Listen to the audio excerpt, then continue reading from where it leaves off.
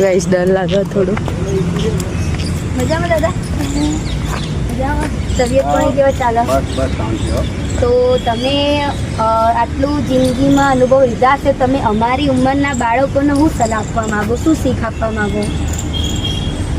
તમે શું કહીએ કહો કે અમારા માટે, જેથી અમે આગળ જઈને પ્રગતિ કરી કે તમારા જેવા અનુભવોને અમે અમારા જીવનમાં ઉતારીએ કે તમે જે સારો જિંદગીમાં અનુભવ કર્યો શીખી ગયું. એક તો મોબાઈલ છે ને પોઝિટિવ ઉપયોગ કરવાનો. આ પોઝિટિવ ઉપયોગ.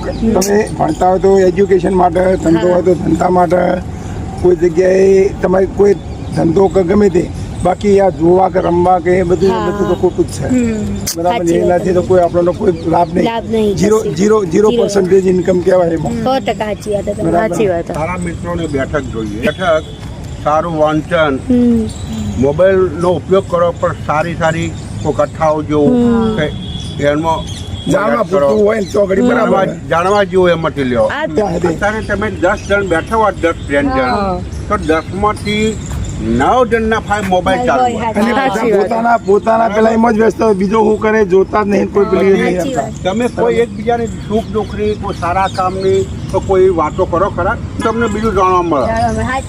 કોઈ નોકરી બાબત કે અભ્યાસ પછી બાબત પુસ્તકોનું વાંચનનો વધારો થાય ને તો જ આ મોબાઈલ છૂટે.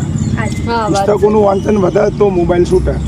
બાકી તો મોબાઈલ વાપરો ને પુસ્તકો ના વાપરો તો પછી એ બધું ખોટું. મોબાઈલ સારો જ છે પણ એમ કે અમુક કામમાં સારો, ખરાબ કામ ના બાકી 80% ખરાબ, 20% સારો કામ.